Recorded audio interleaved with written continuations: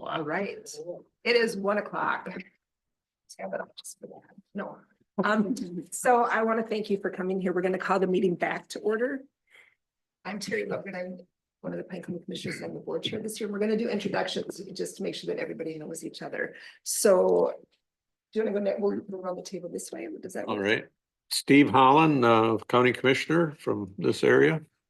Matt Ludwig, County Commissioner, District 5, up north. JJ Waldam, Commissioner, District 4. Mike Gainer, Land and Resources Manager. Susan Grill, zoning board. Dirk Nelson, Zoning Board, District 3. Nancy Riss, zoning board, Steve Allen's district. Yeah, so on. Kip Thompson, Zoning Board. Les Orvis, Zoning Board. Kevin Shorter, County Treasurer. Police Attorney. Dave Minke, County Administrator. Thank you. We are going to start with a presentation by Kelly. Sure, thank you. Okay. I'll pull this over. Okay, that's the other thing is we really need to be able to speak into our mics so that everybody online can hear us. So if you're going to speak, grab a microphone. We have to share, but make sure that you do talk into the microphone, please. All right, perfect. Thank you, Madam Chair.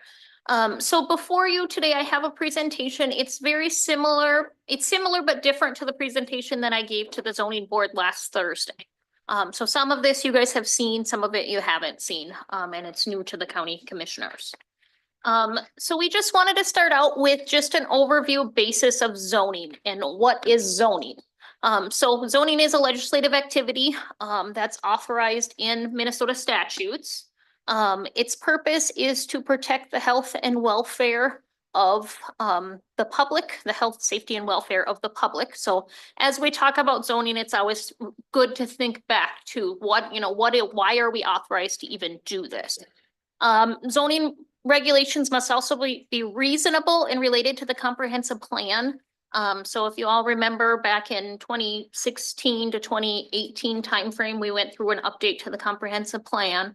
And so as we make zoning regulations and make zoning decisions as the zoning board does, it's always need to be tied back to the comprehensive plan. And then just zoning in general divides properties into districts. So different types of uses, agricultural districts, residential type districts, commercial type districts, that type of thing. And within those districts, it identifies permitted uses, conditional uses, and interim uses.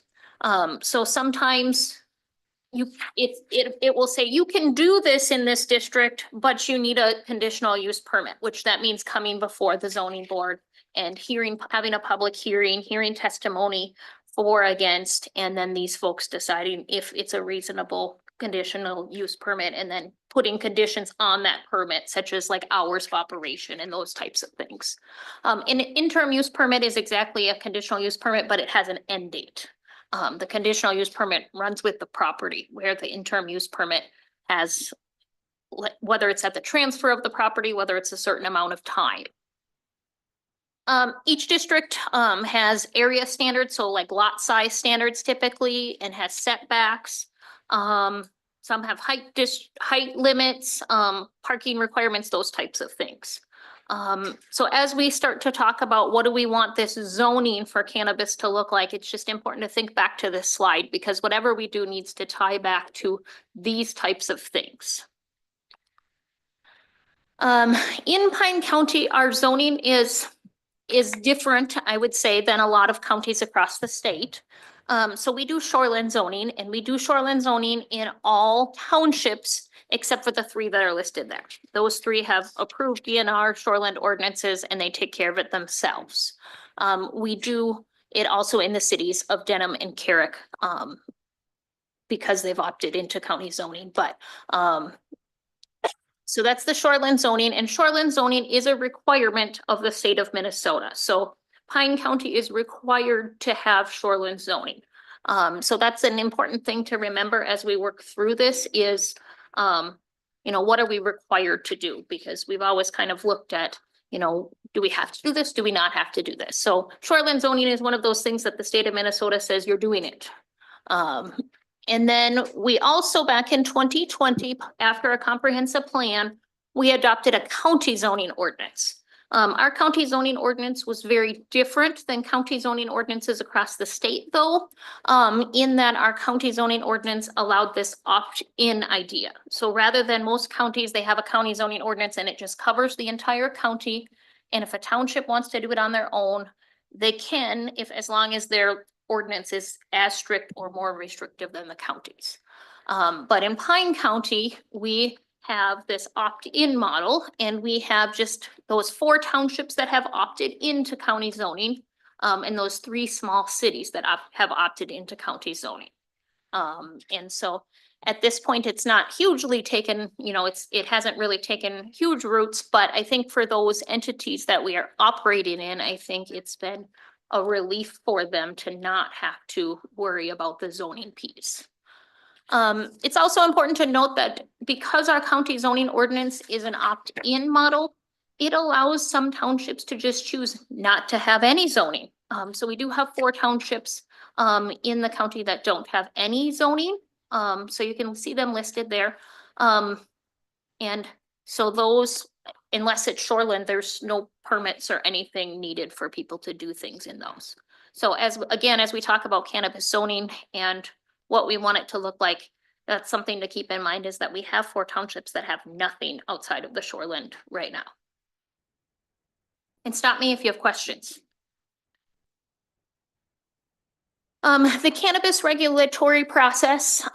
So we have the Office of Cannabis Management, or OCM. We'll probably refer to it more as OCM today because it's less of a mouthful. So they're responsible for licensing cannabis business and ensuring conformance of Minnesota state statutes. And so that's an important thing to remember, is that their job is to license all of these businesses, not just certain ones, all of them. And they have a very robust process that they are going through to grant those licenses.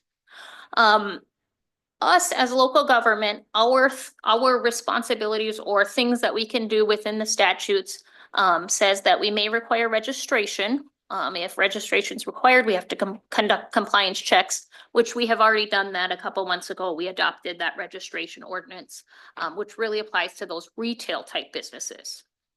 So that registration that isn't like a license or anything, that's purely a registration. So we can say, we are allowing 3 in the county, or we have those buffers within the ordinance too, from schools and daycares and those types of things. So that was the only thing in the registration ordinance.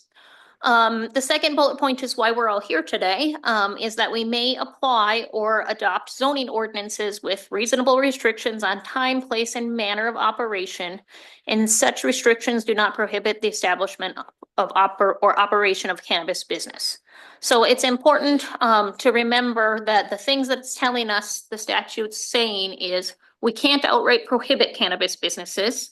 And our restrictions on them, if we're going to regulate them under zoning, need to be reasonable, and restrictions of time, place, and manner of operation. And so as we talk today, it's going to be important to keep those things in mind. When OCM is going through their licensing process, part of that process is for them to reach out to the zoning authority and ask if the property complies or does not comply with local zoning. And so this is the piece that I know I feel a little bit of urgency behind, because, Jen, we've got the social equity licenses going out, the rest of the licenses coming shortly thereafter. And so we will be presented from OCM a yes or no, does this comply? And my answer at this point is I have no idea. And so if you don't respond in those 30 days, then it's just assumed that it's good. We wanted to review a little bit of the cannabis activities, because we hear all of these different pieces of the cannabis businesses. And so we took this, or Dave kind of edited this a little bit from the local government guide from OCM. And so one of the cannabis activities, and probably the one that we likely are going to talk the most about today, is cultivation. And you'll notice the next column, it says license type, because there are several different types of licenses that allow cultivation. And then, you know, of course, we've got the description of what that actually means. The OCM put together this county comparable district, so that would be, they're thinking of zoning districts by that column. So they're saying that indoor would be considered more of an industrial commercial production and outdoor would be considered an agricultural production. And then the next column over is those local considerations. So kind of those things to think about: time, place, manner of operation type things. So they're things that they said would be good to review within your ordinance. You have something, Matt? Okay. I do, Kelly. So on the local considerations, I better practice what I preach. On the local considerations, it talks about waste and water, but isn't that part of their licensing from the state? If the state gives a license, isn't that part of, I'm seeing a head shaking, yes, that's part of their application and it has to be handled that way. Right. Okay, thank you. And same with security. I mean, there is tons within the licensing about security, way more than I think we would have ever thought. Great. So that's something to consider as we think about this, is a lot of these topics are covered in the licensing process already.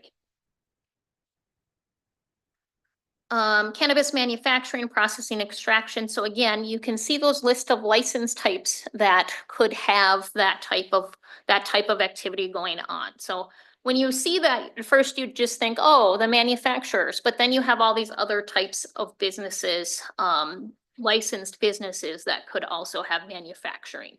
So the description kind of explains what that is.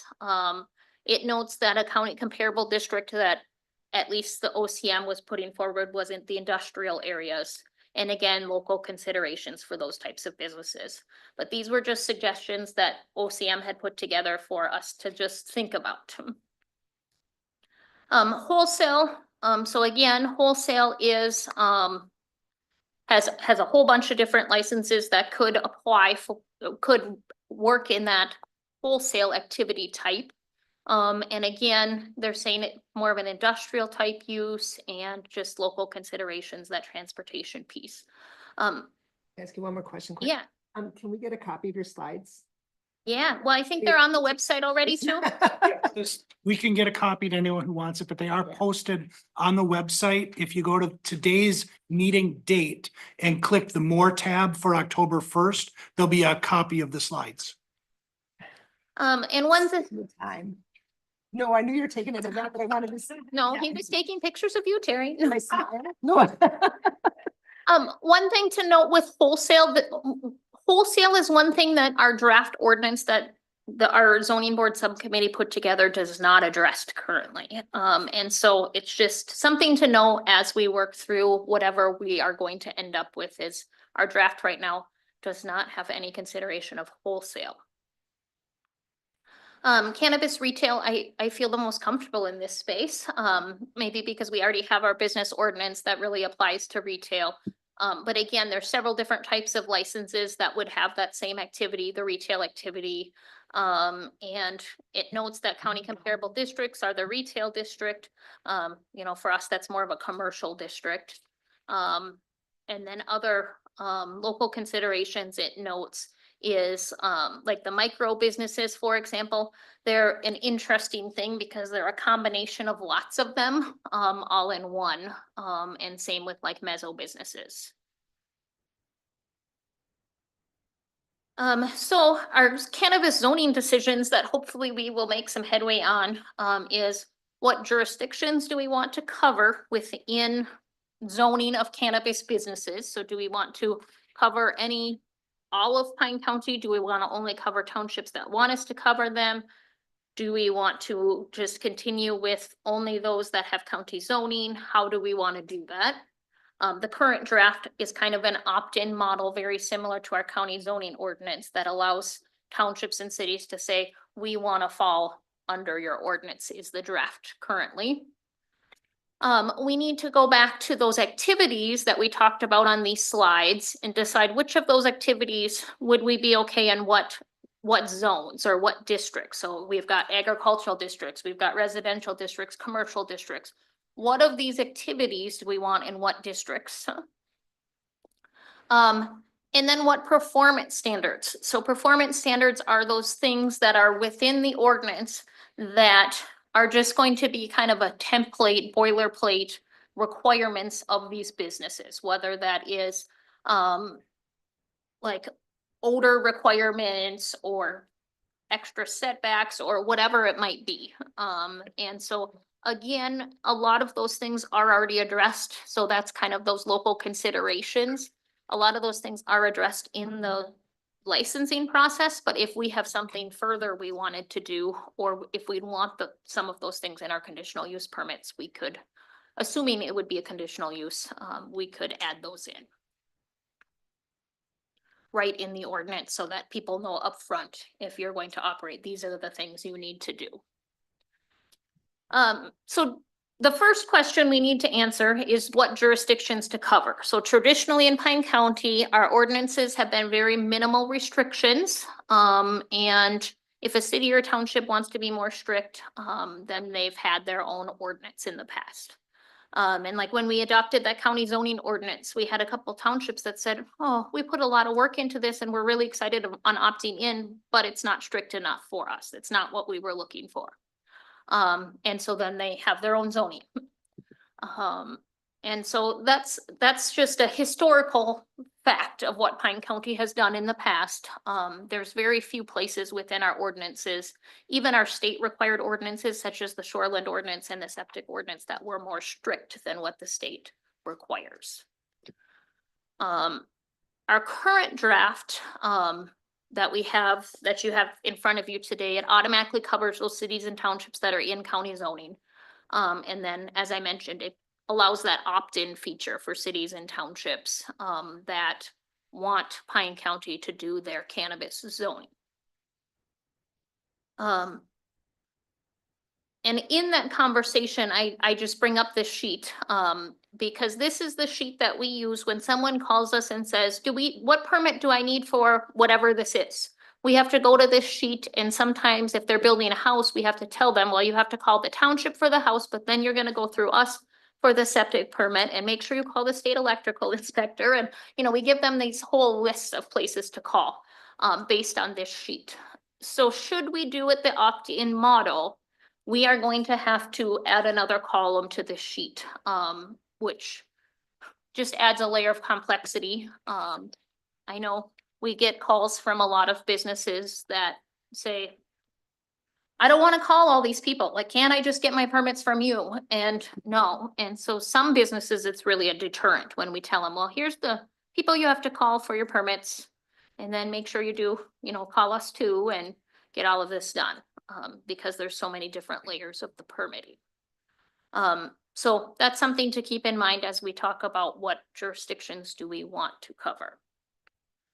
So I think that's the end of my jurisdictions to cover. I don't know if you guys want to have conversation on that piece, or if you want me to just go through my whole presentation.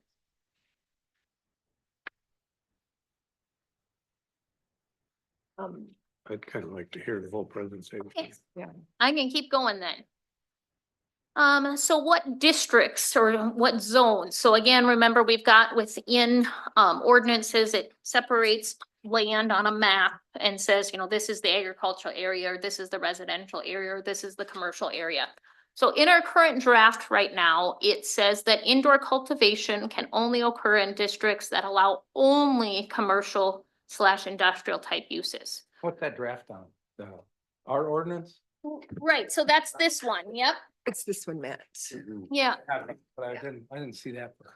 Yeah, so and it's 2.1.1 in the draft ordinance.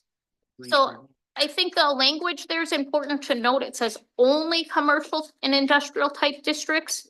So we have a lot of zoning districts, for example, that still allow gravel pits, which is an industrial type use in the agricultural area.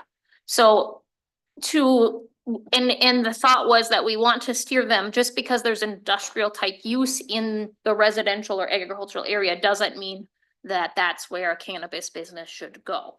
It's only in those areas that are commercial or industrial only. So you're not next to a house and things. Do we have So any townships in our county Sorry. Fine. Do we have any districts in our township or any townships in our county that have jurisdiction that's only industrial, commercial, or is that mostly in city areas? I don't know because I don't have all of their zoning maps. Okay. But I can tell you like from the county zoning, really those commercial industrial places that are zoned that way are only in the cities. So but that's the indoor cultivation piece. Steve, So where does farming in the whole continuum of farming, where does it stop being a farm and become an industrial complex? man, if we all had that answer, I think we'd go home. Because I read through this thing and it's like, I'm really confused and because, I look around the township I live in and I realize they have their own zoning, but it seems like, there's a cheese place, there's a welding shop, there's a car repair shop, there's you name it, it's spread in amongst, it's on the farm or next to a farm, or it used to be a farm. And I don't know. And does a farm used to milk 80 cows and now they want to milk 1,000 cows? Is that still a farm or is that an industrial complex? I don't know. That's where I get confused about the whole thing about saying it has to be in an industrial thing, because next week when somebody wants to put up a turkey barn with 50,000 turkeys, is that a turkey barn Yeah, or is that a, good point. what is it? Right. It's kind of where I am too. It's where you guys get to make the decisions. And the outdoor cultivation, our subcommittee did feel good about allowing that in the agricultural district because, it's being done outdoors. There's no artificial lighting type grow lights and things like that. So the committee felt like it would be okay for that to be in the agricultural areas, the outdoor cultivation. So we split those things apart in this ordinance. I was reading some of the state laws and one of them was industrial hemp is an agricultural product and should be zoned as such. But hemp is different. That's okay. True. Thank you.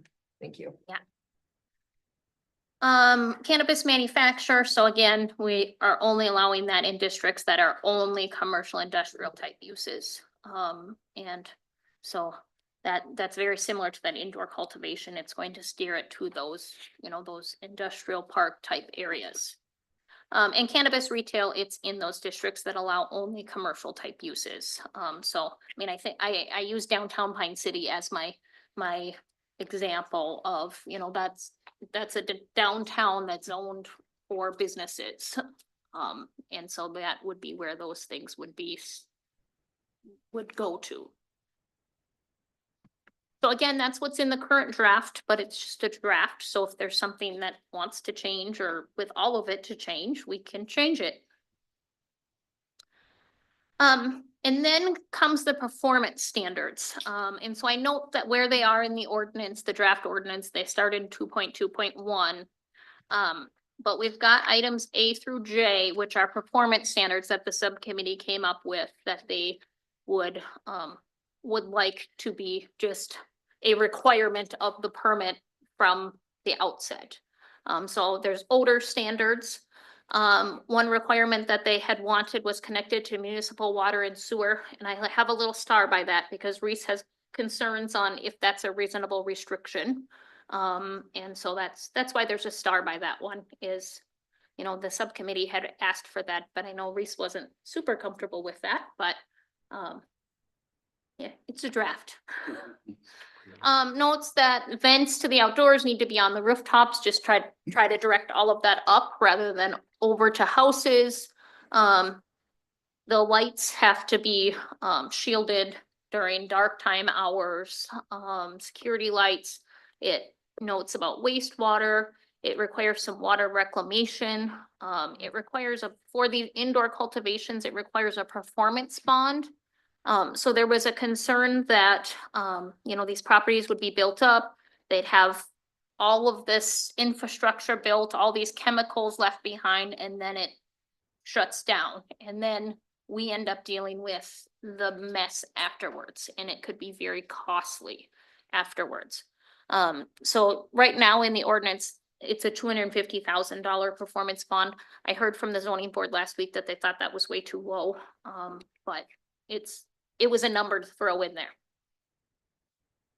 Discusses waste disposal because there are parts of, for example, the plants that are unused. So we want to make sure that those are dealt with properly. And then it just notes about signs, on the property. Outdoor cultivation has a little bit less. So there was a requirement in this, which is different, that it would, if there's a house on a neighboring property, that the cultivation activities have to occur 500 feet or more away from that house, just to try to give that buffer. And it notes about the odor because drying, aging type activities do still happen on these properties. So notes odor requirements when those processes are happening. It requires a rainwater collection system, a stormwater plan, because we could have runoff and things that we want to make sure that we're dealing with. Notes no outdoor grow lighting, has security lighting requirements, waste disposal, and again, signs. Manufacturer, so the list gets a little bit shorter as we go on. So manufacturer, just odor, the vents, the outdoors have to be on the rooftops, the security lights, they need to be shielded and aged downward. And then discusses wastewater, waste disposal, and then again, signs. And then our last one is retail, and retail was a little bit easy because we already have our license that about the retail registration, that there's requirements in that. So the retail performance standards are just literally the buffer requirements that are already established in the cannabis business ordinance. So I note them there, which are those setbacks. And then the other thing that it put into place was a parking requirement if it's a new build property. So not if I'm repurposing an existing building, but if I'm building a brand new building, there needs to be off-street parking for the employees and customers. So that was the performance standards. Steve? I've got a question about the odor.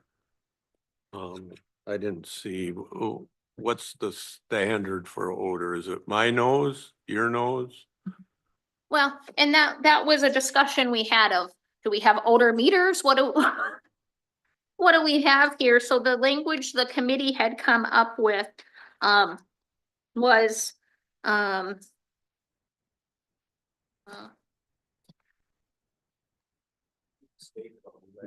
right, the state does cover that. In the language that the committee had come up with was produces an objectionable odor beyond the property line of the facility that is the source of the odor. All premises shall be equipped with odor control filtration and ventilation systems based on current industry specific best control technologies and best management practices. So it was left kind of squishy. Because of course, whatever technology there is today may not be the same technology in the future. But like Skip mentioned, a lot of that is addressed within the licensing process as well. I think it should be noted that that whole draft that we did was before the state came out with their rules. So when Kelly gets done, we'll talk about all that. I'll let her get that. All right, I'm done. No. Okay, so we have our decisions that I'm hopeful that we can make today are, our options or our decisions are really, we could do nothing. We already have our registration ordinance in place, so jurisdictions do have the option of delegating their registration to us. And those that are opted into county zoning, they're covered under existing zoning. Option 2 would be to amend the county zoning ordinance to actually specifically address cannabis type uses. Consider them interim use permit, and then we could have performance standards that we see fit. And that would only be the county zoning ordinance. So if jurisdictions wanted the cannabis zoning from the county, they would have to opt into the whole county zoning ordinance, not just the cannabis piece. Where the third option would be that we adopt a specific zoning ordinance for cannabis, which is really kind of this, which, I mean, what's in it can obviously change. And that could either assume all cannabis zoning, just say we're gonna do it county-wide, or it could allow an opt-in process of, you know, if townships want us to do it or not. All right, that's really it. So I'm gonna leave that decision slide up there though. on this, how would this work for zoning? I mean, this is kind of a hard question and I get that, but so if we went with all county zoning that everybody would have to, we would take it over, we'd have to hire more people, correct? I would think so. If we did the opt-in, how hard is that for you guys to do that when you're only doing a certain part of their zoning versus doing? Yeah, How do we and keep it consistent? How do Right. we- And within the opt-in option as drafted in the ordinance, there's this joint powers agreement that's noted. And so it would go through, you know, these are the county's responsibilities, these are the town or city's responsibilities to try to make that clear of who's doing what. Do we have any idea how many townships may want to opt in? No, I've heard from a few. I would just say that all the ones that I know we've talked to have been wanted to go with the county. So is it that they want to go with the county or they want to be consistent with the county? I talked to the city of Hinckley and I guess I'm not real sure if they wanted to Oh, opt in or if they wanted to be consistent with the. Interesting. I've just talked with townships. I haven't talked with anyone from the city. So Yeah. yes, the townships I've talked to all just want to like push this over to the county. Madam Chair, if I could ask a question, do you have a sense for why they want to do that? Are they wanting the county to have extremely tight regulation or some other level of regulation, or they just don't want to have to open the book and figure out what this means for them? My sense is that they find this whole issue, you know, new and overwhelming, and they don't want to have to deal with it directly. That's fair. It's kind of how we feel. Matt or Oh, JJ? okay. Mhm. Matt or JJ, do either one of you guys have any questions? Grab the mic. Did you do? Go ahead. No, go ahead. So let's just say everybody opts in. Do we have any kind of staff to handle that? I'm just going big scenario. We don't have that staff. My answer is no, but Hmm. because how many applications are actually gonna come in? I know. I'm I just mean, playing that's the worst case question. scenario.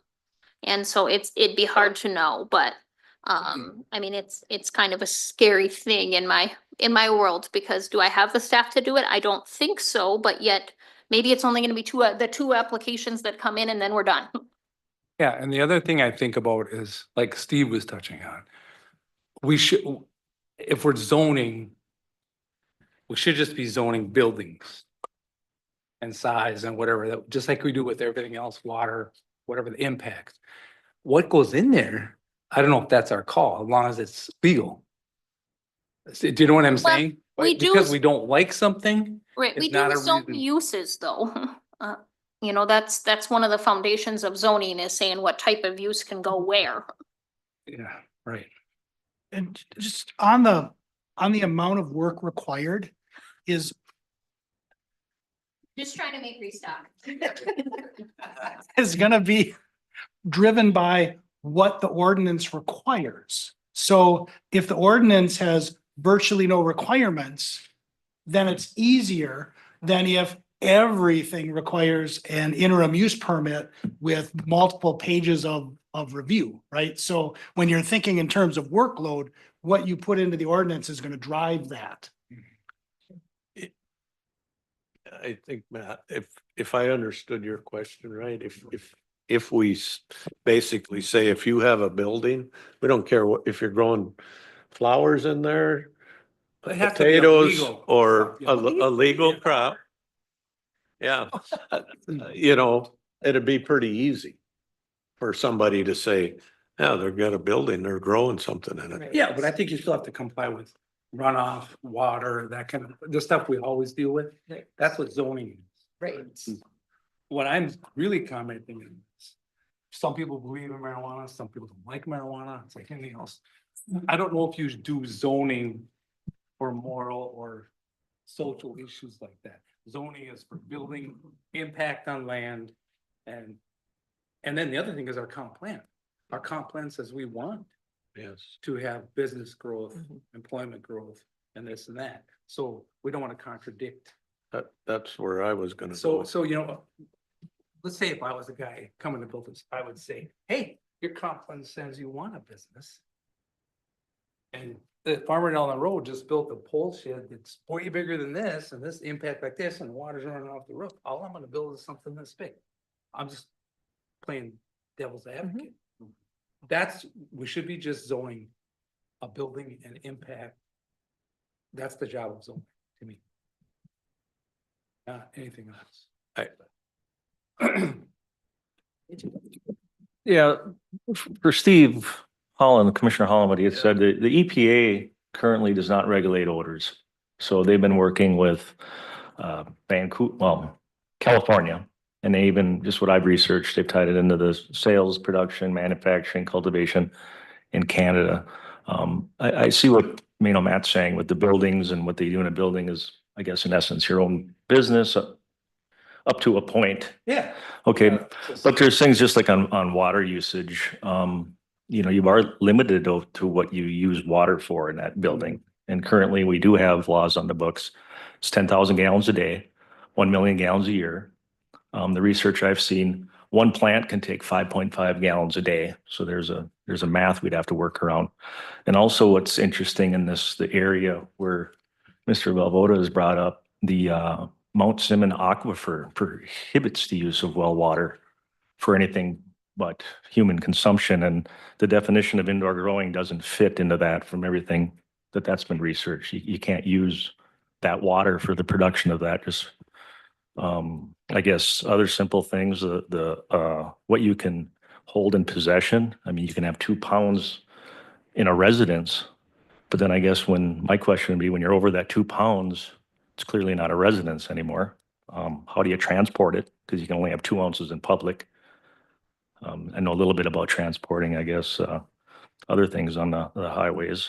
And then ultimately, indoor cultivation must be connected to a municipal water and sewer system. So that really limits, again, back to tie to what you said, you know, do what you want in a building if it meets law, but that building, from what I see, 2.2.1B clearly states it's got to be connected to, That's all zoning is. yeah. So is the water use. So as long as you have that. So that's just a few things I've seen so But- far. JJ, that really makes me nervous to say that this company has to be connected. A company that's gonna grow cannabis has to be connected to a municipal water and sewer system.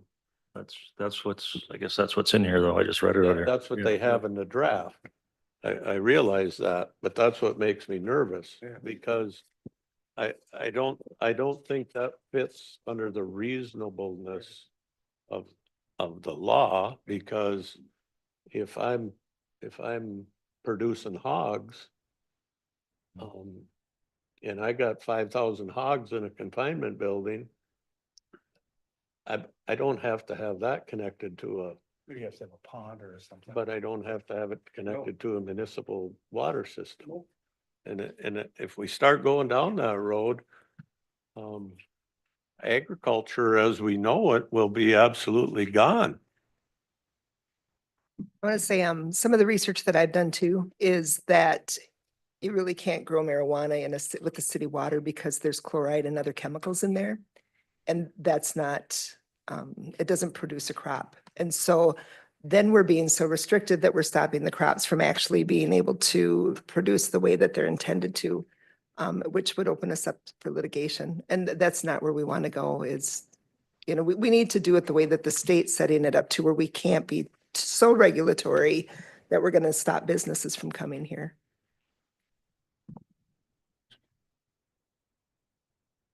Okay, Ms. Chair, can I talk Yes, for a little bit? please, you got the mic, you're good. I'm ready. So again, back to when our group originally sat down and went through and came up with all this, none of this information was out for us. So we were focused on what everybody was telling us. We were gonna have the super Walmarts growing 365 days a year, growing it in water, and they were gonna use all this water. That's clearly not what the state of Minnesota has intended.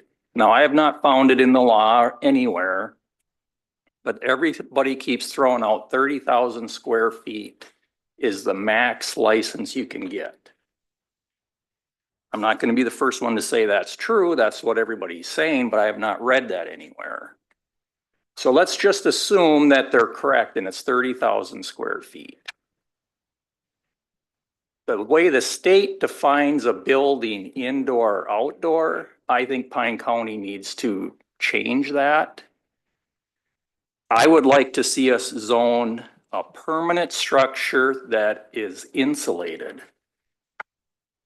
Once a building's insulated, it's year-round production. Then we could break it down. Are they going to grow it in median or are they going to grow it hydroponically in water? If they're using hydroponic water, it's going to take a ton of water. I firmly believe that needs to be on city sewer water. But what we're seeing last week from the people behind us that are applying, they're not 365-day-a-year growers. They're growing it in a greenhouse / whatever you want to call it. It's not insulated. If they are growing outside and they are growing in a median, I think it was coconut shells. So the water used in that type of facility is dramatically less than hydroponically growing. And they said that when they plant it outdoors, so it's totally outdoors now, they use drip irrigation. Again, minimal water usage. So I think we need to look at zoning it as the type of the building. Again, if it's a fully 365-day-a-year facility, that's one set of rules. And I believe that needs to be in a city. But if you're going to have greenhouses, less than 30,000 square feet, that's less than an acre. You could have those all over out in the countryside and nobody's ever going to know it. They're not going to use a lot of water if they're not doing it hydroponically. So we need to talk about how they're going to do it, and maybe hydroponically is the way that we restrict it or make it less. For the people that are just going to cultivate it outdoors, in our growing season, I believe they're only going to get one crop. The people in the greenhouses are probably going to get 2 crops because they can start earlier and go later in the fall. So I think the whole zoning thing, we need to define the buildings, the water usage, and I've read the thing. These people have to turn in everything that goes in, fertilizers. They even have to turn in the utility bill for the amount of power they use. And I don't know if that's monthly or quarterly or annually, I don't know, but they have to turn that in. So I would like to go one step further and I would like to monitor the water. Not that I am worried about the water, but it's public perception. 2 years down the road, we got 3 growers and we're tracking how much water they use every month. We know if something changes and nobody knows about it. The other thing I found fascinating is with everything the state's got in there, there's really not a whole lot we can do. And their licenses are renewed every single year. There was, I think, 3 pages on how to turn people in for doing stuff that you don't think is legal. So I really think if we look at the type of buildings, the type of how they're gonna grow, whether it's hydroponic or dirt or a combination or whatever, I think it's gonna be a very much simpler way to look at it. But when they say indoor, outdoor, to me, that's not fair because I don't put these people in an indoor facility when they're not heating year round and growing year round. I don't consider a greenhouse a year round structure. So I don't think we should use that as a year round or a permanent structure in zoning either. Madam Chair. Yes, So I agree. It's pretty easy to monitor, use your mic. pretty easy to monitor by putting a meter going in if they're cheap. So that's pretty simple. On the outdoor grows, is there a fence requirement? I can't remember if I read that. I thought- Security and everything. So how, is it double or high or what is it? 6 foot. And it's gotta be a security fence, can't be a. 6 feet has to have coverage over it, Yeah. and it has to be a security fence. For now. So may I, Yes. just, as far as the type of building, from what I was reading, it was more determined by the light requirements. So if it was all indoor lighting, it was considered an indoor growing facility. If it was multiple outdoor and indoor, then that they considered that more of an ag, and then outdoor was ag. So it was not so much insulation, but how much light was it, both exterior and interior light, then that was more of an ag, or like a greenhouse. Then that's how the state classified it at this point. Right, I totally agree, but the problem in my mind is I can't regulate somebody growing cannabis in a greenhouse because of the lights versus the next door neighbor that's growing vegetables and selling them on the street corner and uses lights. That's why I want to get into the insulated permanent building 365. That's a whole different business model than somebody growing in a greenhouse. And I could be wrong. I mean, you guys can all say I'm wrong and do something different. But I'm just trying to compare local people that I personally know that are growing in a greenhouse, what they do. And I don't want to treat these people any different. Because I can't get the personal of whether I like one product or not. I got to do the same for both. Madam Chair, that's where I'm coming from, Skip. I have a neighbor for 15 years that's growing something in a side of a pole shed. Flowers, I believe. His lights come on in the spring and they grow into the fall, and then in the winter they go someplace, But I don't want to see him shut down. I don't know how he's water them. Never been in the facility. Well, the only reason the only reason I think we need to monitor water is public perception.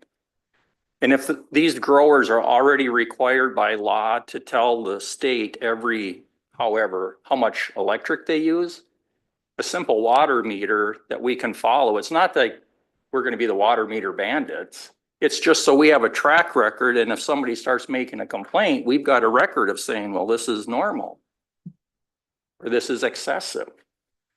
I don't think that's too much to ask. And I don't think the growers would object to letting us know every month how much water they used.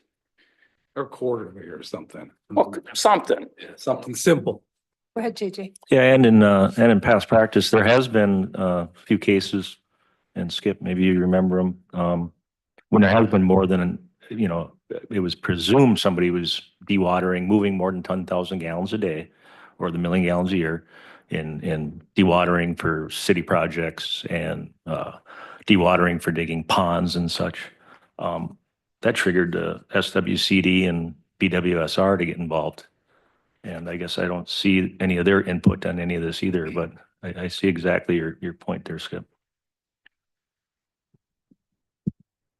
Can I say something? Please. With the thing I've struggled with over last 13 months of cannabis is the water usage. And I've gone to a few local farmers, and one grows hemp. He's been growing hemp for a number of years. And they put out a table that a 1 inch of rain over 40 acres equals how much water a plant will take. And when I keep hearing this 5 and 6 gallons a day, I've read nothing through the Office of Cannabis Management or the state of Minnesota to tell me that. And maybe I'm not reading the wrong paper, but I don't want to read the wrong paper either. I don't want to read the hearsay and the whatnot. So that 5 and 6 gallons a day, when a cow drinks 8 gallons a day, how much does a corn stalk take? How much does a bean field take? How much does a turnip field take? And that's where I have my big problems. I keep looking forward to this, and the state of Minnesota right now does not deem this as ag.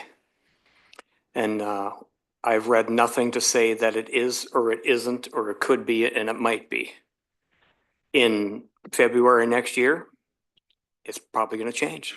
We're going along month by month here trying to dictate what's right and how we're going to do it on speculation of what we've trying to get done. So the water usage to me is huge. And if we have someone willing to work with us, and that's, I think the business that are going at it right now are pretty positive with that. I think that's a good way to look at it. I like Skip's idea of the water usage meter because that tells facts, not fiction. And I think we need to move forward with that. And what was said by Matt is, are we regulating a business? Or are we regulating what? You know, if you go into looking at the bars and the liquor stores and whatnot, they're regulated pretty much the same way. So why is this going to be regulated so much different when the outcome's going to be the same way? And I have trouble with that, and it's cost me a lot in my life, a whole lot. So I have trouble with that. I talked with Josh Moore a few times, I wish he was here today, on economic development. That's something that we pretty much require. And I'm not saying I'm for cannabis, against cannabis.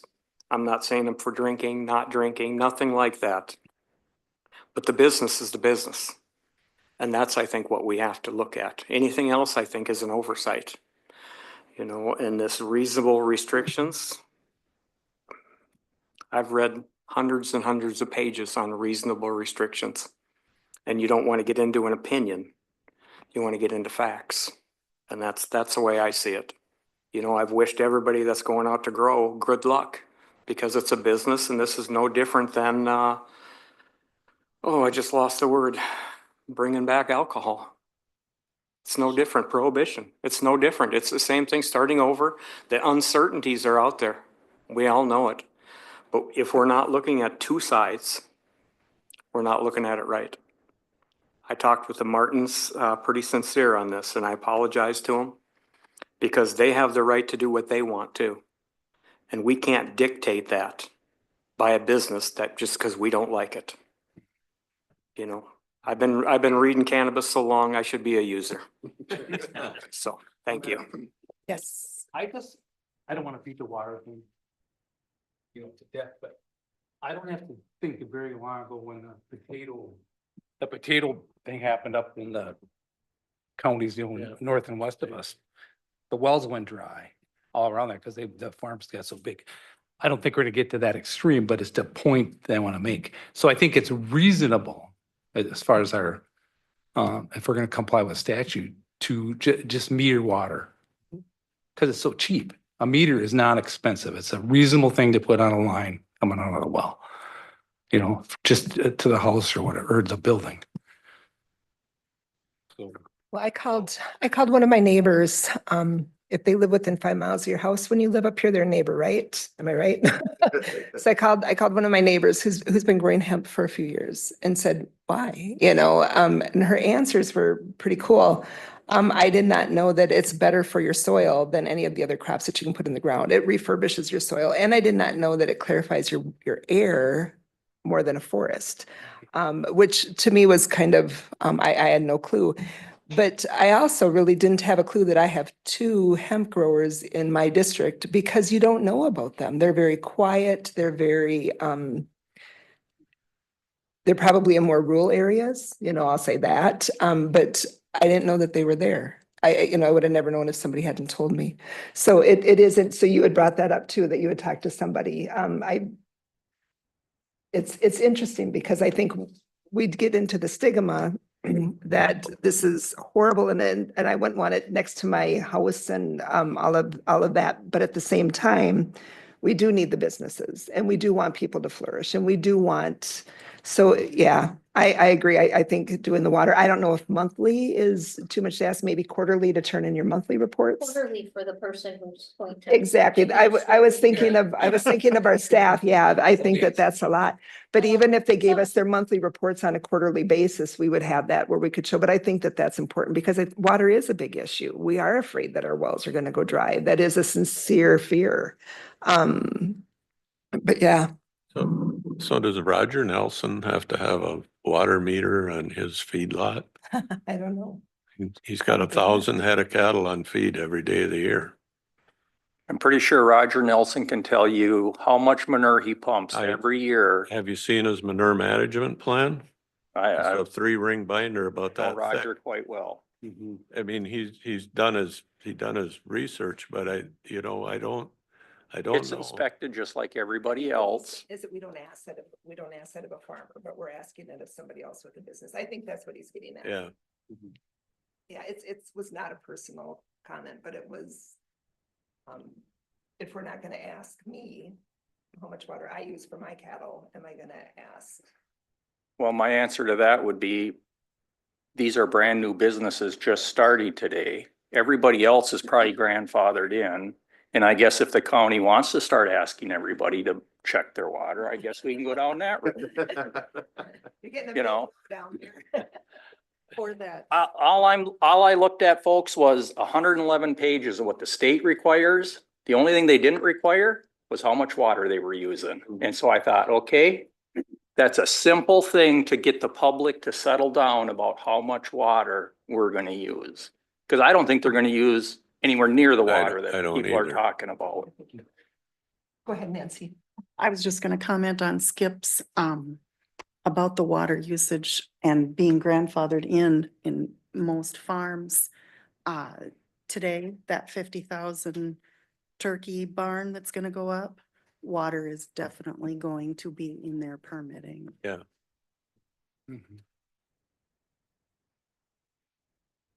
Nick, can I ask a question then? Is that different?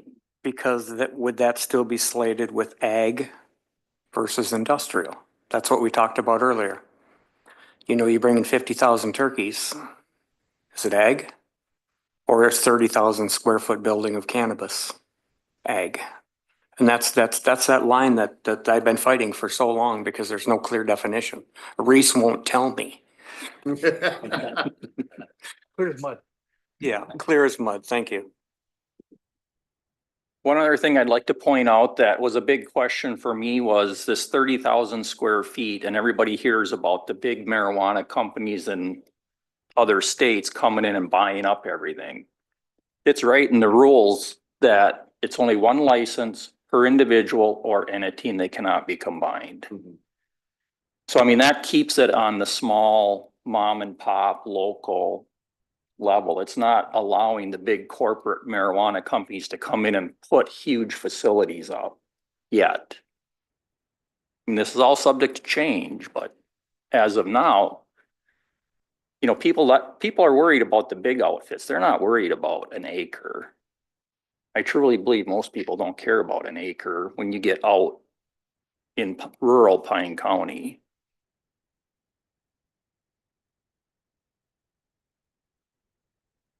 I'm looking at it solely from regulating it reasonably.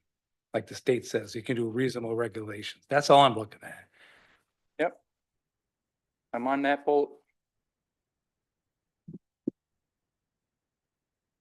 It might be something, Chair, that maybe it needs to be discussed with a cannabis grower. If city water and sewer is to be made the rule, can they grow off of city water and sewer then? Because if there's chloride in there and they're saying that's not work, that's something I've never looked at. So is that something in this ordinance that's gonna go through to mandate that? Where does the water come from then? If they can't use that, if no, we make them go into an industrial park. For that purpose. Yep.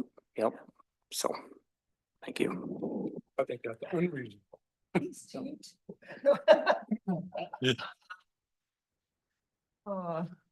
You've been quiet. Do you have any? Dirk, anything? Sue?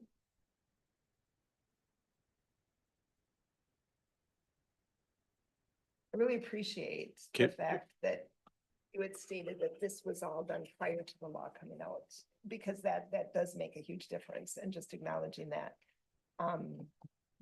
I think, I got one other question about the reasonableness. please, The, it, I call it a surety bond. $250,000. Is that what I've heard, read? That's what's in there right now. but they had talked on Thursday that it maybe should be higher. But is that reasonable? Well, again, that was before we realized they were growing them in greenhouses. That would, again, was back to a permanent 365-day a year building. Does a greenhouse need a surety bond? I personally am not worried about the greenhouses anymore. But I That's am where I'm worried. coming from, Skip, because I think as we look at all other businesses related to ag, I don't know that most people that start spraying their own crops need to plunk down $250,000 to the township or the county to start mixing chemicals on their farm. I mean, that would be, in my mind, unreasonable. But we take it that they have to have a license to do those chemicals, which is the same thing that the cannabis has to have a license from the state to Right. do their production. So, yeah, Yeah. So they know the safe handling of the chemicals, right, or they can't buy it. right. Madam Chair, with the chemicals, when I talked with Martin's Tomatoes a little bit and Joe Zappa a little bit, and there's nothing on paper to prove this, but it's the same basic chemicals that grew tomatoes. You're looking at something for flies and jiggers or something like that. It's the same basic. It's nothing different than a farmer going out and spraying weeds for beans. It's a small type of thing. It's not, this isn't a grower that's just gonna come in and spray pesticides and do that. It's not like that. They're regulated to what they use. And with the water reclamation system, the pesticides are no different than a normal ag person go out there growing beans. So I find that kind of hard to understand there. The $250,000, I understand that. Sorry. But we don't have any definitions of what it might cost. You know, if a cannabis hemp plant was to fail, I would imagine they would sell their crop and then walk away. And then we have dead plants, which you can go spread on a field through a spreader system and all that. And the rest of the cleanup is, to me, is unsure. You know, do they have a barrel of chemicals? What do they have? So that, and that's why when Steve said that, I kind of understand that. What are we looking at and why and what type of building? I think that's the big thing. I think of some of our blight issues that we've had, a place in Rock Creek where they let people bring their asbestos in bags and throw it in their shed, and multiple millions of tires thrown on their property. You know, those have been some of our really huge expense blight issues that we've had to deal with. I don't think there's really been any that have been because of a farm. I know a few farms. Yeah. Madam Chair. Yes, thank you. So instead of looking at an actual bond, perhaps it may be looked at that part of the licensing would show annually proof of liability insurance, which would include chemical reclamation. We on our farm carry $500,000, which is considered minimal for spray mishaps or spillage or whatever. That may be, I'm sure they're gonna carry some kind of insurance regardless, just showing proof of that.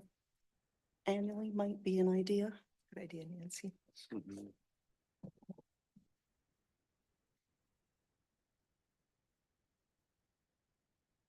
Where do we want to go from here? Any thoughts? Home? Steve. We should do public input because you guys have all been sitting there so patiently giving the peace sign. No, come on up.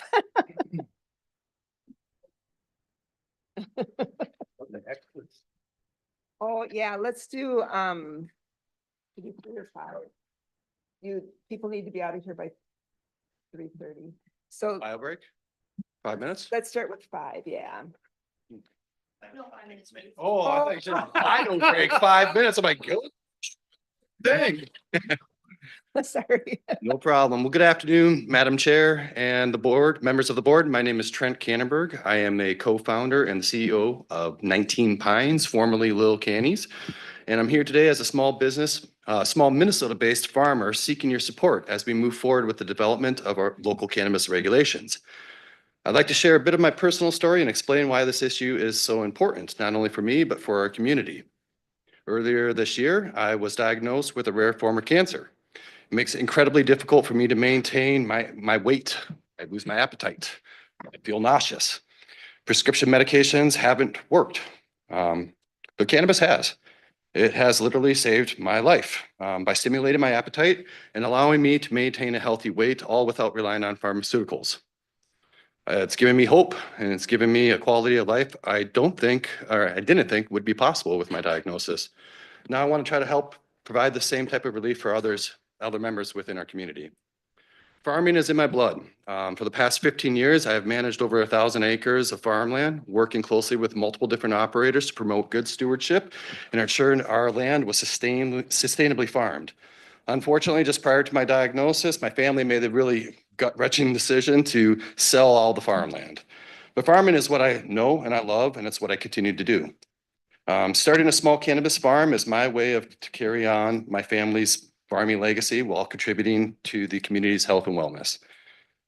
We are facing a significant challenge. In Minnesota, the first round of social equity cannabis licensing, 56% of the applicants came from out-of-state operators. Are they being considered? Are they being considered? Absolutely. There is no discrimination against out-of-state operators. They're also known as multi-state operators or commonly referred to as MSOs. This is not a secret within the industry. They are everywhere and you cannot stop them. All right. As a small Minnesota-based startup, this is very concerning to me. I urge the county to ensure that any process or policies developed do not create insurmountable barriers for local farmers like myself who want to stay in this industry and contribute to our local economy. Cannabis is already the most heavily regulated crop in the United States. Additional local regulations could make it nearly impossible for small farmers like myself to succeed. I ask that you would avoid overburdening us with unnecessary red tape that would only benefit large out-of-state corporations. We need to keep these opportunities within our state and our community. Things like the performance bond, city water and sewer, odor. All of these are huge burdens. Finally, I want you to know that I'm not just asking your support, I'm actually offering mine as well. I'm committed to being a resource for this county and its residents. I'm happy to provide free education, consultation, and support for anyone interested in learning more about the grow operation, ensuring that we are transparent and beneficial to the community. So please, I urge you to support local farmers like me as you make these decisions. And when the time comes for a state to decide who gets licensed, I ask that you advocate for local businesses and make sure we have a fair shot at contributing to this growing industry. Thank you for your time and your consideration. I'd like to add that that package that we got, that David emailed to all of us was, Trent had written that. And so that's him being transparent. I just wanted to add that. So when I know that we got it late, we didn't have a chance to read it before today's meeting, but this is the gentleman that wrote that. Did you guys get a copy of that? Mhm. Okay, good, good. Come on. We get 2 turns even though we're together. So did you just change your name since Thursday? Yeah. Good evening, Madam Chair and members of the board. My name is Mariah Cannonberg. I'm the co-founder and chief operating officer of 19 Pines, formerly Little Cannies. This is my husband, Trent, and awesome business partner. Before I kind of get into my spiel here, I just wanted to make a couple of comments about some of the things that I heard during your discussion today that were just a little bit concerning to me. So I heard a little bit of language about, this is an assumption, but let's pretend that it's not. And then a discussion ensued. So I just want to kind of call that out. And then also I heard some comments about making decisions about zoning in an effort to manage public perception. And I would like to remind you all that it's not the government's responsibility to make decisions to manage public perception, rather to make decisions about zoning. At 19 Pines, we focus on cultivating, processing, and retailing premium quality craft cannabis. So we're one of those operators that you've been talking about today. We have a small shop that we want to outfit and grow in year round. And we're happy to provide you with the details of what that would take. I think I have that in electronic format as well. And so at 19 Pines, we take a community-centered approach by providing education on cannabis, including how to consume responsibly. We believe that informed consumers make safe decisions, and we want to be a resource not just for our customers, but for the county and its residents as well. We really see this as a partnership with you all. A little about me, I bring over 20 years of experience in operations, agile product management, and delivery in the government space. I've led cross-functional teams on multi-million-dollar federal programs ranging from $3 million to $250 million, and have worked across government, healthcare, and finance sectors to solve tough problems like these. During my time with the Minnesota Department of Public Safety, I have developed compliance frameworks that were later adopted by other state agencies, so very similar to what you're all going through. And I have the knowledge and expertise necessary to ensure that 19 Pines not only meets, but exceeds regulatory standards. My background in working with law enforcement, both at the Department of Public Safety and at the City of Savage, also gives me a unique understanding of public safety concerns surrounding cannabis. This allows us to anticipate and address those concerns in a proactive manner. We want to be transparent about our operations and a trusted partner for the county, setting a precedent for how both, well, all licensing, as a matter of fact, and how all businesses run in Pine County. I'm also very excited to be working with my husband and business partner, Trent, who brings valuable agriculture expertise. His knowledge of sustainable farming practices and building relationships with the local farming community is critical to our mission. Together, we aim to be a model of how small businesses in this industry can thrive while benefiting the community as well.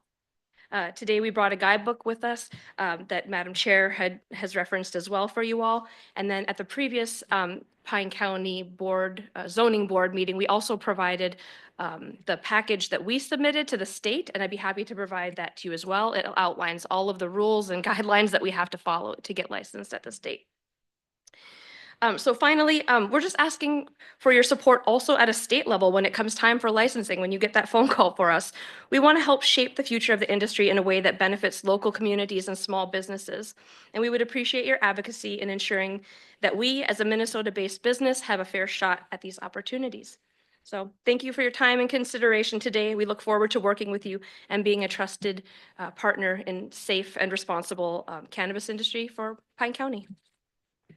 Can I ask you a question? Sure. Okay, so one of the things that they had talked about was if you were going to have yours indoors, Yes. how would you feel about having the extra insurance that Nancy was talking about, or I take it it's gonna be insulated and all of that? Yes. Yep. Okay. Yep. Yep. Yeah. Okay. Gonna be growing outdoors at all too, or just indoors? We may consider in the future, if things go well, to expand a little bit. We're just gonna kind of stick with that craft feel, like you go to Sapsuckers, right? We just kind of want that nice home feeling in the country where you're coming. I'm sorry, what was your question?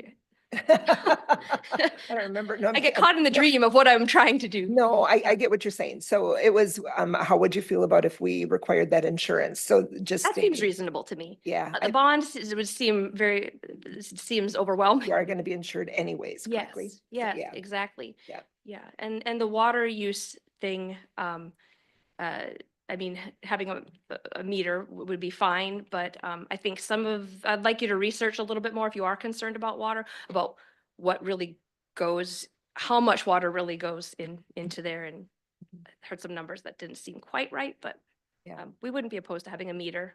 That would be fine, but we also kind of want to be treated the same as other farmers as well, so. Thank you. Yeah, thank you for your time. There's a lot of variability associated with creation of cannabis. So there's a lot of extremes that you'll hear, 5.5 gallons of plant per plant per day, all the way down to 1/4 of a gallon. So there's extremes. There's a lot of type of soil or medium are you using? How big of a pot or canister is it in? Things like that. Yeah, nobody can hear you outside of this room. Sorry. All right.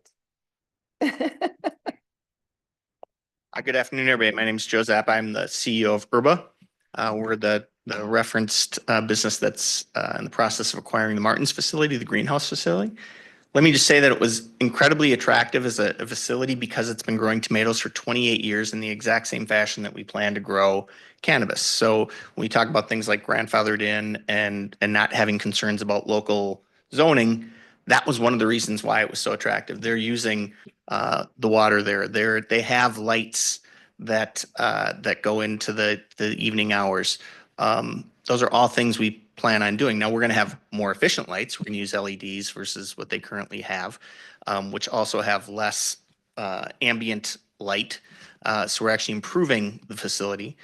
You talked about water. Happy to monitor it. Any good business is going to monitor all their inputs anyways. We want to know how much water we're using. We want to use less. That's just good business. Insurance. We're going to have insurance. You want proof of my insurance? Happy to send you a copy with my annual license. That's not a problem at all. These are the reasonable things. Great. You want to limit, 500 within a residence? That starts getting interesting now because you've just taken half of my 10 acres off the map by saying I can't grow within 500 feet of another residence. That's gonna be a problem. And I can't imagine any other farmer, hemp or otherwise, you have 4 licensed hemp growers. I looked that up currently before I came. I wonder what they'd say because it's the exact same product. It's the exact same species. It just has a lower concentration of THC in it. Point is, I'm looking for the exact same regulations that any other farmer has to use. I'm happy to meet the state requirements, which are much more rigorous. You talked about the fence, 6 feet with a cover so you can't see it. I'm putting up 11-foot electrified monitor 24/7 to make sure that's a very secure facility, not only for my community, for my own business, for my people, for my staff, for my family. This is a family business. My family's going to be working this. Again, passion. We're all pretty passionate about what we're investing in, what we're believing in. I'm retiring in 3 months from corporate America, 30 years, managing compliance and risk in, financial services and healthcare. I get risk, I get compliance. We're gonna do this well. We're not gonna be the shop down the street putting fentanyl in and killing people. This is a good thing. If you're gonna have legalized cannabis, have it well regulated, have it well licensed. We're here to be a partner, just like you folks. We're here to be a resource. My master grower is the lead researcher at the U of M. He's testified in front of the Senate.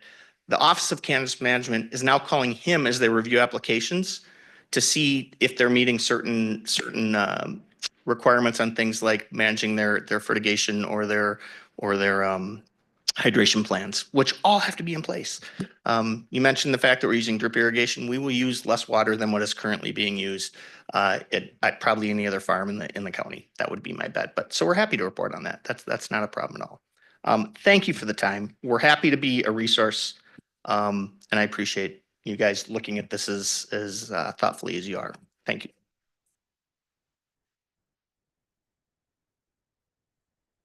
Come on up.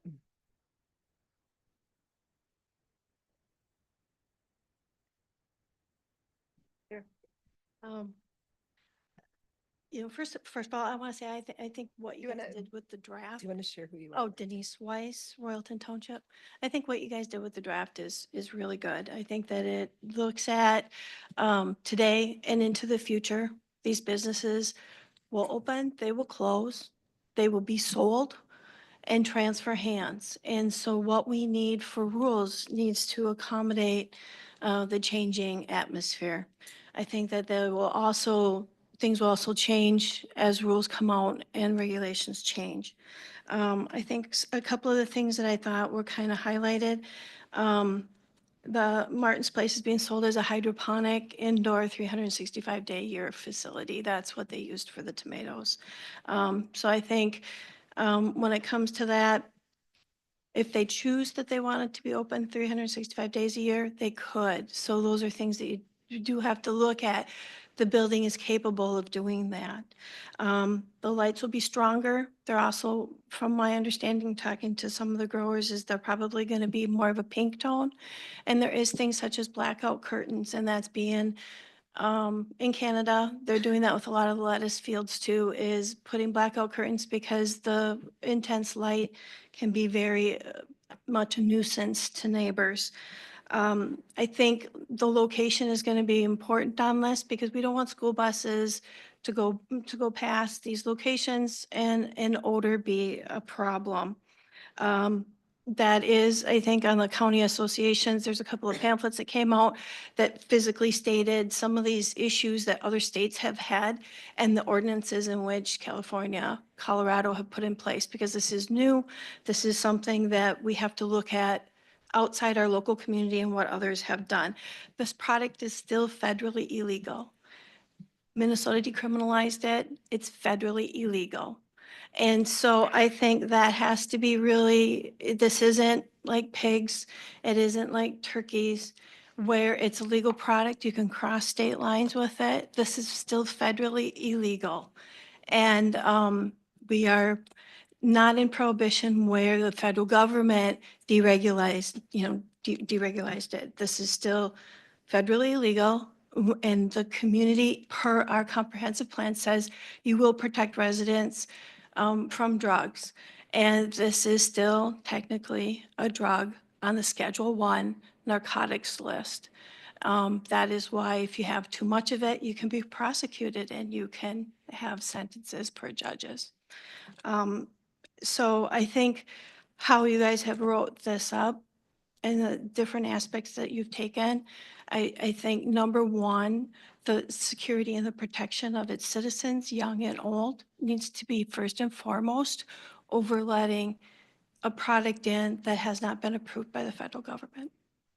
Thank you. Is there anybody else that would like, come on up, Gary? I shouldn't say who you are. You have to say who you are. Sorry. No. Madam Chair and members of the various boards. My name is Gary Volvoda. I'm from Royalton Township, kind of ground zero. My issue, I talked with Mr. Waldham about, and we talked back and forth. I had to call my brother-in-law in Northwest Missouri, and he's got some turrets. And they're in the Nebraska OGALA aquifer. They meter it. Now we're talking corn and beans, a normal agricultural product, but they meter it and it can be reduced. They can shut them down or reduce the amount. So it's regulated. Water is regulated there. I don't know in Minnesota what the turrets are. Do they have to have a permit? Are they regulated? Are they metered? I don't know about Minnesota. I'm just telling you about there. I'm always a stickler for definitions in our things and that, and you have definitions in section 1. I think like Skip was bringing up that question that we have to go and put your definitions in that draft. I like 90% of your draft, but I think in your under definitions, since it's addressed in 2-2-1 and 2-2-2 indoor and outdoor, I think you have to define them so that we know what it is. My definition of a building is sides, roof, concrete, whether or not I know a garden shed in Pine City, you can build if it's on dirt, but if it's on concrete, you have to have a permit. It was anyway years ago, stuff like that. So have that definition of what is indoor and what is outdoor. I think that is important. And then I had to bring back, come back to the comprehensive plan in Pine County. You do have the word drugs there, and it's still the one that bothers me a little bit. And that's all I've got to say. Any questions? Anybody else that would like to speak today? Dirk, I thought you were going to talk. No. Can I ask one question? Patrice. Patrice DeGray, Royalton Township. Thank you all. Thank you, Madam Chair. You addressed everything pretty much about cultivating. You didn't talk about manufacturing at all. And I do like your whole draft, other than the definitions. But when it comes to manufacturing, then, you should discuss that also. For Royalton Township, ours is a 4,000 square foot building for small business. So, we're rural agriculture residential, and we have no commercial industrial. And according to what I read in the OCM and the county books, this is considered industrial and not agricultural. But I do understand the difference between outside and the indoor. And it is, like she said, still an illegal product. But the indoor, I think, still is anything undercover. And I believe that's kind of what the law says. I may be wrong about that. But undercover, what does that mean? Does it mean a building? Does it mean greenhouses? I don't know what the state considers it. That's Reese tell us. But I like your draft for our township.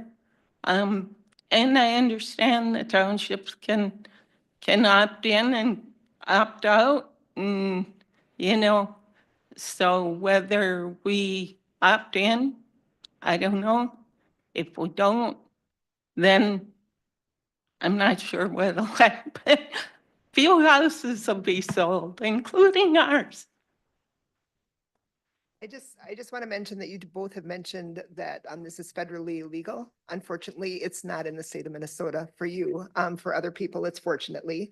But in Minnesota, it is legal. And this is why we're here today. So. Can I just make one follow-up comment? Because I was my. You didn't use all your time, go for it. It's just really quick too. So by definition, in the state rules that have just come out July 31st, an outdoor mixed light facility means a hoop house, greenhouse, or other structure with non-rigid walls. So to Gary, your point, non-rigid, in whole or that utilizes natural light in whole or in part for the cultivation. Again, that's why the Martins facility was so attractive to me, because it's exactly that. They're hoop houses. They're soft-sided hoop houses with lights.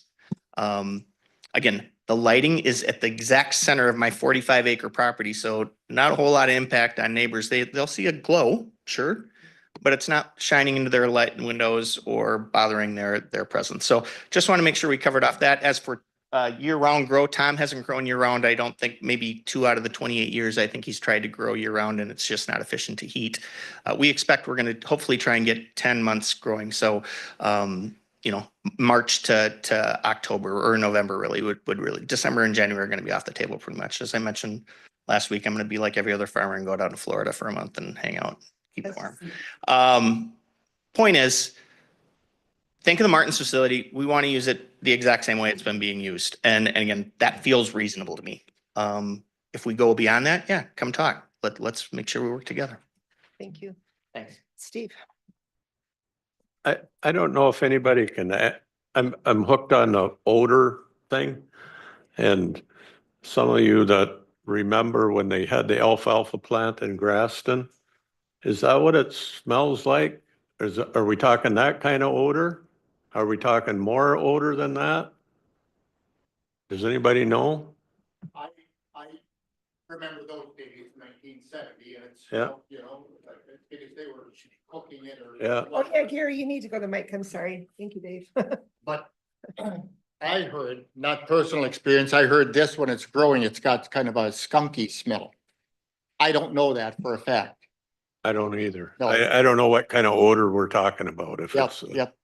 But as far as the light, and I live within a mile of his place across the river, when Martins were going, I couldn't see the North Star. That they had a bright light going all the time, and they've been shut down 2 years now. Yeah. Yep. Now it's okay, but I mean, I live in a rural area. We're concerned about light. East Central now, when they put up security lights, street lights or whatever, they're the kind that only shine down. They're not shining around. We're worried about light, and I don't like those lights. But I look out my north window that faces north and I see this glow over there, especially if it's cloudy. And it's bothersome. I live in the country because I don't want to see streetlights. I've got a switch on my yard light, And just to your point and what you brought up, Madam Chair, was the supremacy clause of the Constitution says this Constitution is, the federal laws are supreme. The state went against. I brought that up before too. I don't think It grates a bit again, just because Minnesota done it and a bunch of others, they did that, 150 years ago when they seceded two different states, not a good deal. I don't think there's anybody in this room that would argue with you on that. No, I know. And like I say, it's a problem. You have to come to the mic this time, Trent. You have to come to the mic this time. Come on. May I address the question about odor? I think that's the question that you had asked. You're welcome to come over to my house. I have 3 plants that are in flower right now for personal use. I'm within Minnesota law, obviously. You're welcome to come over. You will step foot in my house, you won't smell them. You'll be 10 feet away from them and you will not smell them. I have good air filtration. I use carbon filters and I use them responsibly so I don't have to smell them. Now, if you take them out of the room, you're gonna smell them. So with the appropriate equipment, you can limit, not eliminate, but you can limit the amount of smell. And our efforts as cannabis farmers to limit the smell is actually far greater than turkey farmers, chicken farmers, or pig farmers, which last I checked, they don't do anything to limit the smell. And I find those smells to be offensive. So, I mean, again, I encourage you guys, as we take a look at zoning ordinances, think about things holistically. You guys clearly are. You're looking at you're comparing it to different crops. You're comparing it to different livestock. I think that's the right way to look at this because it is not that dissimilar. From an odor standpoint, yes, it smells. With appropriate equipment, you're not going to smell it. Thank you. Matt. I know odor was brought up at the last meeting, and so I went and did a little research. And statute 561.19. What it states is that, and I can go off a base a little here, back in the early 90s, they got rid of the metro phone long distance, and a lot of people started moving up the North Branch in different places. They found themselves next to a pig farm. The pig farm had been there forever, and they were complaining. So the way this law is set up, once you've started a business and you've been in business 2 years, you're exempt from the odor exemptions. But before that, you can be held accountable. I have a copy, I have a PDF at home too, I could send in if you guys would like to see that also. So they do there's a difference between the two, a new startup or something that's pre-existing. So if I move next to a pig farm, shame on me. If I'm living at my house and the pig farm comes over to move in, well, maybe I have a ground to stand on then. Prevailing winds, I mean, there's a few different things that come into effect. Anyway. I'll take it. Okay, thank you. Madam Chair. I went and call it research, but I went to the cannabis factory. Won't say who, where, what, why. I smelled it, I touched it, I didn't taste it. I ran it in my fingers. I offered to bring it to the board. And what I got out of the smell was not a pungent odor at all. It was more of I combined it with a sweet smell of milkweed and what butterflies like. I didn't find the pungent. I didn't get any of that. So that's the smells I got by going there. And I keep hearing the odors of the skunk and whatnot. And I personally didn't get that when I was there. Actually, I know a lady that grows it and I asked her what it smells like and she said it's skunky. So, Okay. So yeah, I don't know. Anybody else? A big clump of nettles. That's what it smells like. Now that smell. Just gonna follow up. I do know people who grow it and I do know that it smells skunky. And we're not talking about a few plants. We're talking thousands of plants. 7,000, 10,000 plants. So this is a lily can smell beautiful, but when you get 1,000 of them, it can be overpowering. And that is what we're kind of looking at. And I think the or carbon scrubbers and the different things that you guys have talked about in the draft for odor, that is to also help the citizens who live in the community to also accept this product.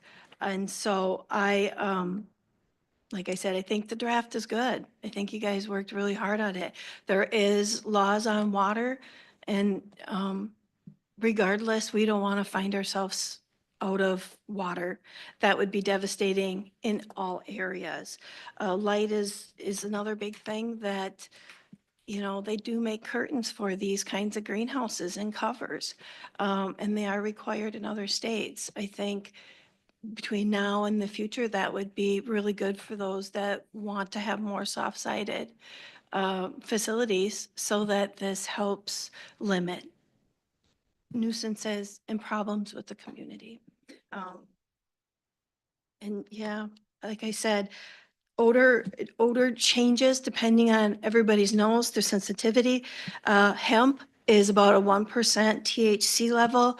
What we're going to be talking about with marijuana, when you grow it inside, they want to try and get to levels of 24 to 30% THC. And that does, from my understanding, change. Yeah, because it's stronger. The THC means it's a stronger product. It's going to give you a stronger high.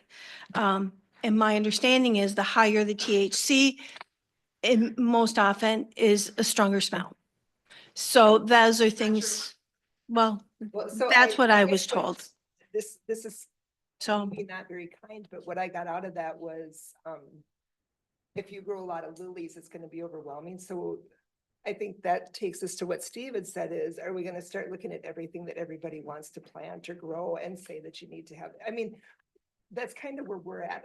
We can't be overly regulative. We have to be fair and we're, trying to listen to both sides and do Mhm. what's right. But that was the perfect example is we can't say, oh, you're gonna grow 10,000 lilies, so you have to have a different license for that. Do you understand what I'm saying? I hear what you're saying, So but I I think appreciate in a community would also say, hey, we want odor control if that's going to be a problem. Okay. And so I think that's where I'm going with it, is that, you want order control. And I do know that there's been statements by Mr. Zappa that he doesn't need odor control because he has the leaves on the trees. And that may help May through October, but when they start to fall off, then what do we do? So I think if it's all written out, everybody knows the rules. Everybody knows what they need to do. The draft is good. I think you guys worked really hard with the draft. I think the draft is good. Thanks. Thank you. I think we kind of need to be done. I'm number 2 on mine. Laura, my sister, Martin, called my daughter who lives in Denver, asked her about the odor. And our daughter said, yeah, I always make sure my windows are rolled up. So it definitely has a smell different than just the city.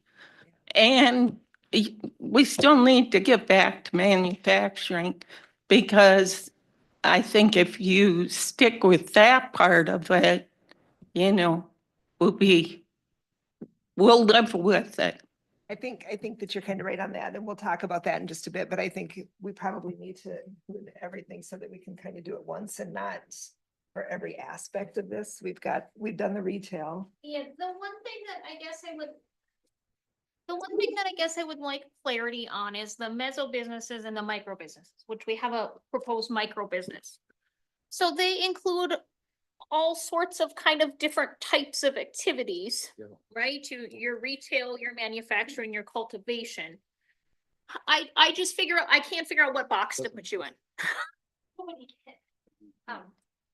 You're right. Yes, the micro businesses and the mezzo, it allows you to grow and make your own product and also sell it as well. So All on the same Yes. property. yeah, on the same property, it's like a mom and pop shop, like, again, I keep going to sapsuckers, but how they create, they grow their own, they create their own product and then sell it on site. So But yet you're limited to a much smaller canopy, right? yes, yeah, there's limits on how much we can grow, definitely.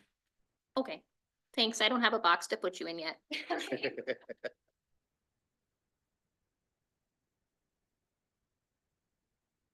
So I'm sure retailers can have up to 5 retail locations. Mezzo businesses can have up to 3 retail locations. Micro businesses is up to 1. And then it gets into medical, but yeah. So it's. Yeah, which bucket, right? But it's a much smaller operation. So they're in lots of buckets, but they're small. So how would the zoning board feel about going back with this information and re-looking at what you've done and looking at the new laws, what's come out with that and coming up with a new plan? And Madam Chair, Please. I'm wondering if, as part of our follow-up as well, we could do a formal outreach to cities and townships and ask them some specific questions about cannabis zoning and what they would want or not want from the county. And I know some have given some feedback, but I think it'd be worth the time to do a formal outreach and maybe the 3 of us could think of some specific questions that would maybe be useful in trying to decide how an ordinance might be drafted or might be finished. I think the zoning board can also do some more work, but Yeah, my concern is townships typically only meet once a month. yeah. And like we're gonna miss some, so just the timing and trying to get the work done, but I think we could get as much feedback as we could get. Yeah, put a timeline so we can make it work. Right, You have to say respond within this many days or. yeah, it's just hard because I'm gonna be sending it to the clerks and the clerks Yeah. aren't decision makers. And they don't open And their they mail a might- lot of times until they're at their meeting. And Well, it I might emailed meet- them now. And they might meet tonight, Yeah, a lot of them. meet first Tuesday. Yeah. Right, Yeah, so we're missing it unless I run back to my office, but right. And you're right, that would be really helpful to know how they feel and what they'd want. Right, and I think to Mike's earlier comment, we don't know that they want an extremely, limiting ordinance or a lax ordinance. The feedback seems to have been, this is really hard and confusing and new, so somebody else do it, which is not. And there's no clarity then, when you go back to the last slide that Kelly had, and I don't know if Ryan, if you're quick and you want to plop that back up there, but those are the questions of how do we, as a board, how do you want to proceed? Is there a B or C, door number 1, number 2, or number 3, or some combination? Could I ask a question? So this is from a township perspective. So if a township takes on this responsibility, are they responsible for compliance checks? Are they responsible for registration? well, Sure. you Well- could still delegate your registration to us through the separate ordinance. This is for The this, retail. This is just for zoning, for zoning, right? right, that's what I mean. But if we get an egg, cultivation business and the law still says it has to have compliance checks, is that the township that's responsible for that annually? I think that's so the sheriff's Yeah, office. if, Yeah. So they would do that no matter where? I think if you delegate the registration to the county ordinance says the sheriff's office will do the compliance check. But cultivation, it doesn't register, only retail registers. Yeah. If I might, the state's gonna have some very serious inspections and fines and regulations and their own inspectors. So So the state is gonna handle. they're gonna all have, that? I don't know about your specific zoning, but their own regs, they're gonna have a very rigid enforcement regimen. That's, So- that was my What I question. had read Like, was that we had to. One fine, $5,000, $10,000 isn't uncommon. We do not. Okay, thank you. That's good to know. Yeah, that was my question, because that was a lot of the concerns with townships was who's checking on all this stuff? Yeah, we don't know what we're doing on that, yeah. Well, no, but there is a local requirement. If we do registration, we have a compliance inspection requirement But that's I for think the it's retail. for the retail. Retail, Yep. right, Yeah. right. She's And- asking about. Would be the same as cultivation. we would for selling alcohol. Or Yes. tobacco. And the insurance is also a big part of your liquor licenses. So I mean, it would be kind of bringing all that Right, it together. would be very similar. And so if you were a city or a township, I can't think of why you wouldn't want to opt in or delegate the registration. Because then you don't have to worry about the retail piece of it. Right, but And- I guess I would agree, it was the manufacturing, the cultivation, that the same question. Good question. Wait. My thought is if my board's okay with the same three, we could do a small group meeting with one or two commissioners along with the rest of staff like we did last time to try to hammer this out with all the information we've gotten and then bring that back to both boards. Unless some of you want to serve on it. Do you want to do that before you hear from cities and townships, or do you want to wait until you hear from? You'd cities and rather do townships? that than stand in the scale house, wouldn't you? I guess personally, I'm not too worried about what the townships and cities are thinking. My attitude is they can either opt in and like it or they can go do it on their own. That's my attitude. Because we're not going to please every township and we're not going to please every city, and we do the best that we can in a big group. And it is what it is. The only, well, Madam Chair, the only thing, I kind of agree, Skip, but the only thing I worry about is if there's one township, I think Kelly's staff can handle it. If there's 17 townships, we might have an issue. If there's 33, we would. still have it. Yeah. Well, but it goes back to how many businesses are there going to be? We're not going to have 100 businesses in the first 12 months. There's going to be a wrap-up time. I view this ordinance just like the shoreland ordinance. Almost every township is in it except 2 or 3. And nobody's complaining about shoreland ordinance. This is just going to be one more. Yeah. Only 3. Ordinance. They can do it on their own. So what did you two come up with while you had your heads together? Then you'll have 2 less. Is it all solved? Okay. No, I think there's a mechanical issue of if the county adopts a countywide overlay district, thank you, Madam Chair, that applies to cannabis and jurisdictions can opt in, our ordinance as drafted and presumably as it would be finally adopted relies on the township's underlying zoning districts to determine whether it's ag or residential or commercial, whatever. So there won't be a good fit with that. And it also raises the question of, well, do they then have to go to both, if the township has zoning for non-cannabis and you're building a building that you might use for cannabis, or you do, there's an implementation piece that is very complicated, I think. Yeah, I agree.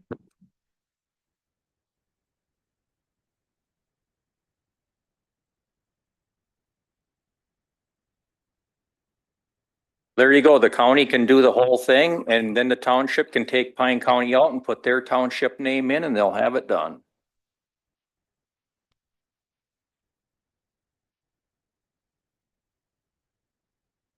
Probably right, Skip. I know I talked to one of our districts and they had stated that they're waiting for us to do it because they believe that everybody should be consistent. I don't understand if they were going to take ours or if they were just going to and sign up with it, or if they were just going to utilize it and say, we need to be consistent across the board. But I think that that's valuable too. Yeah, I know when we did the sewer ordinance, when we did the ordinance update in 2014, it covered the entire county. However, there were townships that wanted to do their own still. So I literally had a template where they just filled in their township name. And it was exactly the county ordinance that I handed out, and they could fill in their township name. I remember talking with the townships was cost. The cost of getting this done and the cost of not having a personal Reese at their pocket all the time. And that's what I got out of the discussion, that to where the townships couldn't handle that. Yeah. So let the county, and that's the last references I got on that. Thoughts done on that end? Mhm. Do they have any thoughts down there? Thoughts are done. Your thoughts are done. No? Okay.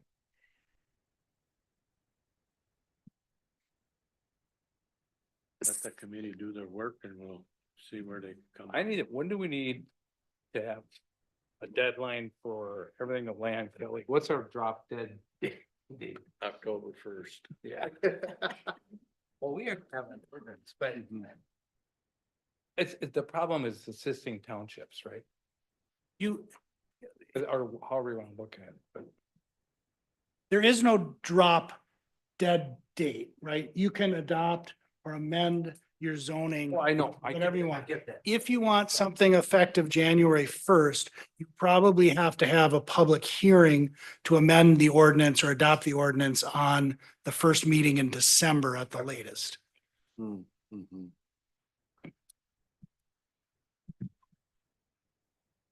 I just get nervous about the social equity piece if we get some of those here and they ask me for zoning, yes or no. Mm-hmm. And when does that take effect? Well, they had said mid-October, but Right? yeah, they had said mid-October, but who knows? Mid-November. Could be mid-January. Did it start August 1st? Wasn't that like the first date was in August or something like that? We're still taking public comment on that 111-page thing they just put out. Yeah, I think that date moved, Terry. A long time ago. So, Well, I guess it's back to the question. You guys good with Sue, me and Les? Yep. I'm good with you guys, you three doing it. Yeah. You pick one or two commissioners and we'll figure out with staff when we can meet to start working. is there anybody, Well, I'm wondering if it should be the commissioners that are assigned to the zoning board, which would be Matt, and then Terry's the alternate, but you good with that? if we want commissioners involved. I know. Yeah, It'll be dates at work. do that. Okay. Well, I think we need commissioners involved simply so that it's a quicker back and forth. Right. Otherwise you're just playing tag. Yeah. Madam Chair, Yes. may I make a We comment? got like 30 seconds. We've been here since like 9. Totally. No. There was a lot of inaccurate information stated today about cannabis. I've offered before, I've offered in my statement previously, and I'll offer again now. If you want somebody that knows about cannabis to be present in your committee as you're defining zoning ordinances, and we can disambiguate some of the uncertainty about how much water is consumed, et cetera, by all means, feel free to leverage myself. I know Joe would also be willing. Thank you. Thank you. All right, so we have our committee. We will set up a meeting and we will see what we can get done. Okay. Thank you, everybody, for coming. Thank you for your time. Thank you, especially so